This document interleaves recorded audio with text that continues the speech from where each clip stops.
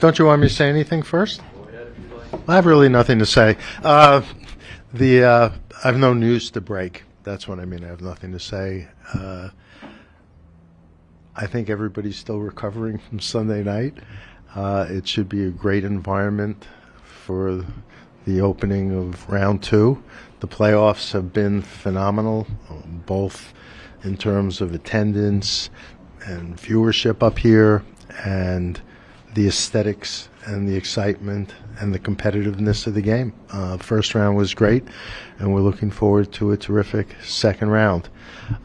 If the question is what brings me here today, I had to be in Utah this morning for the announcement of the team's name, the Mammoth, and the logo in the uniform.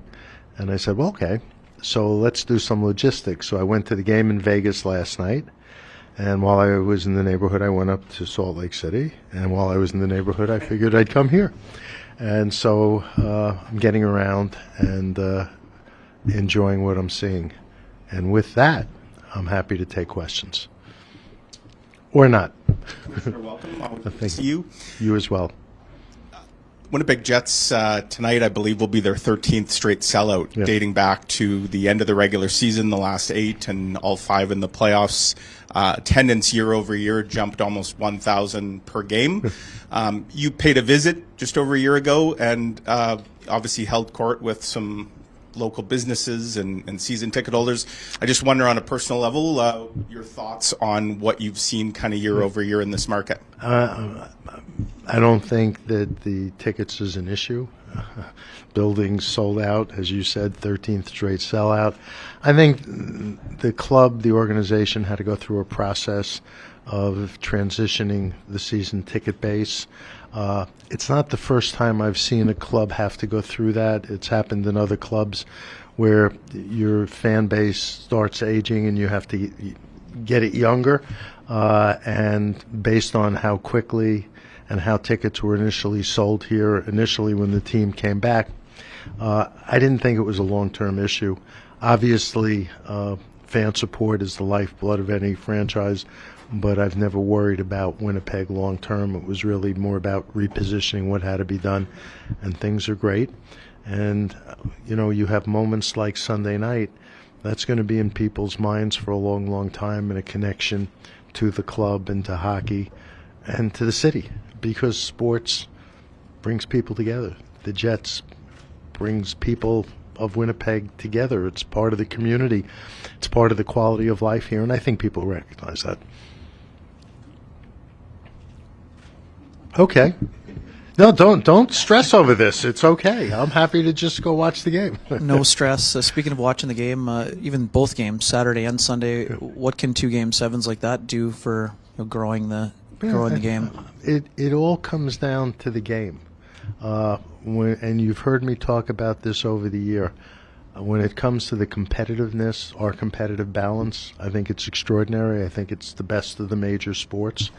When you can market and promote all you want, but it comes down to the authenticity and the entertainment and compelling values that you get out of the game. When you think about the races, I mean, obviously the Jets won the President's Trophy, but when you look at the races that for some teams went down to the last game of the season, it tells you how meaningful our regular season is, and there is nothing in playoff sports like our first round, and I think that's what you saw today.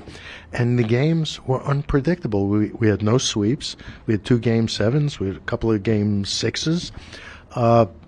That's a testament to the game and the players and how the game's being played.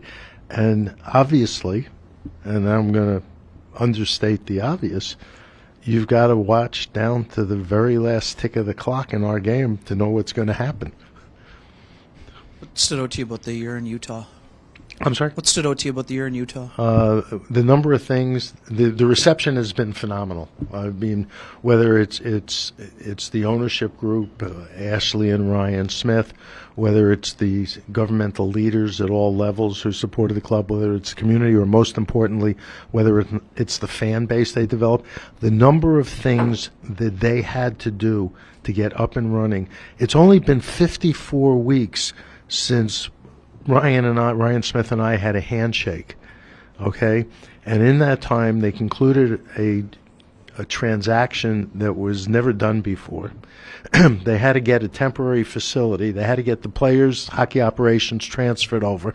They had to sell season tickets. They had to sell advertisers. They're in the process of building, which will be ready for next season, a permanent practice facility.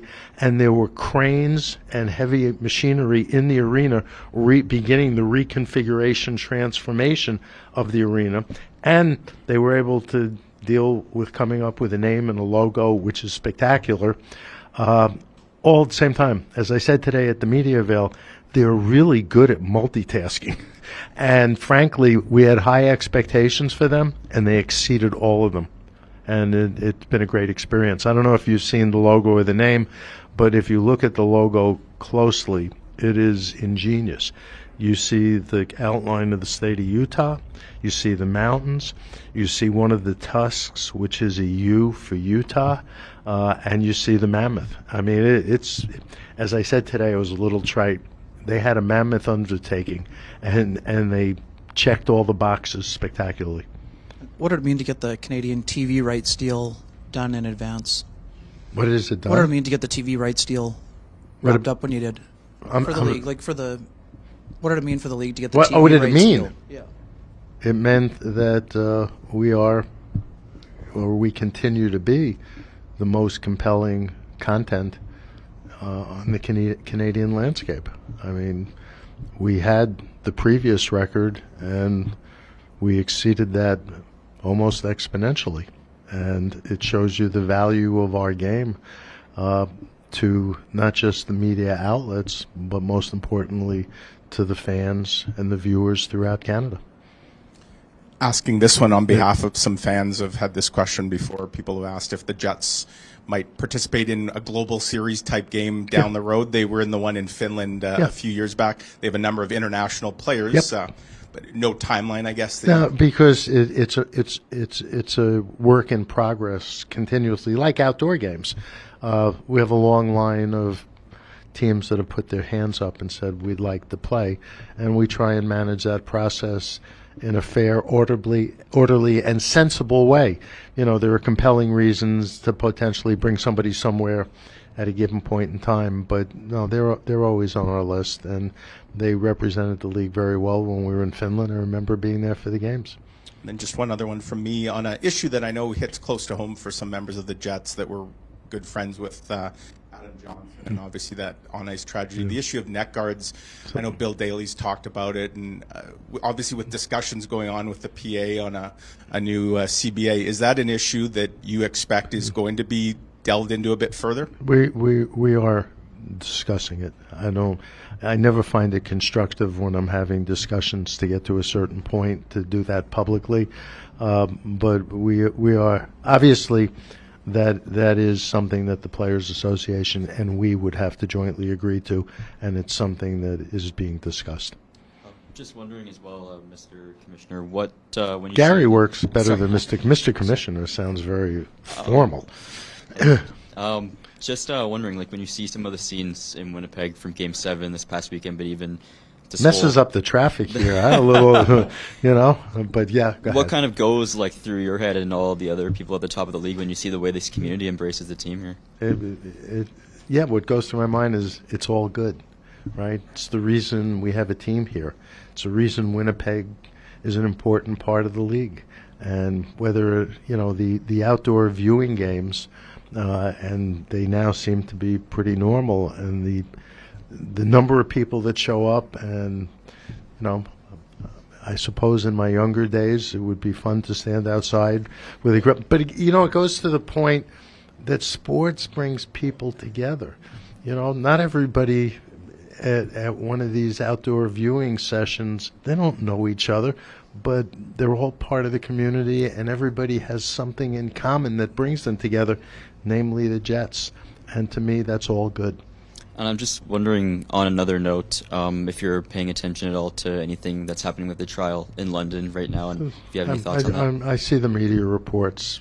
Obviously the judicial proceedings will run their course, and a determination will be made. What do you make of some of those reports? I don't think it's appropriate for me to comment on them. I'll leave that to the authorities and those responsible for making that decision. And I don't have firsthand knowledge. Thanks. Gary, just wondering what kind of feedback you're hearing and what were your own thoughts about the changes to the draft lottery we saw on Monday? It tells you that there is no incentive to lose games. It doesn't improve your position. That's why we have a weighted lottery. I don't believe we have, I know it gets all the attention, I don't believe our teams tank.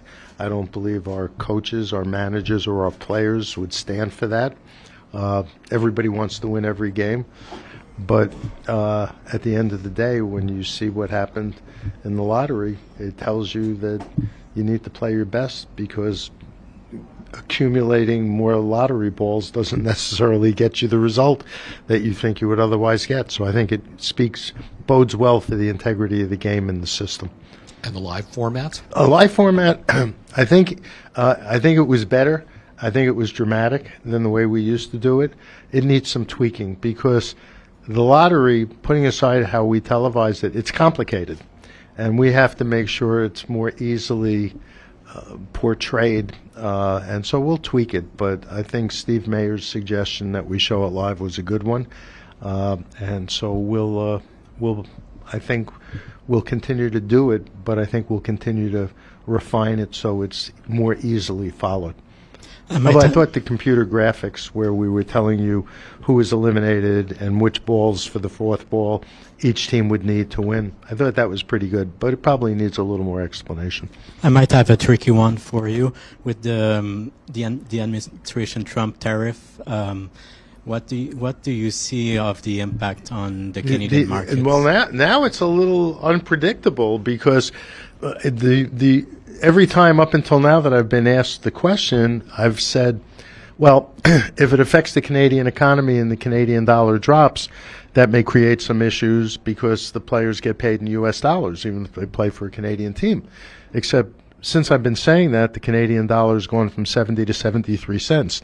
So it's actually getting stronger. So the answer is, I don't think anybody knows, and we're just going to have to watch and see how it all unfolds. Hopefully we're just dealing with a moment in time.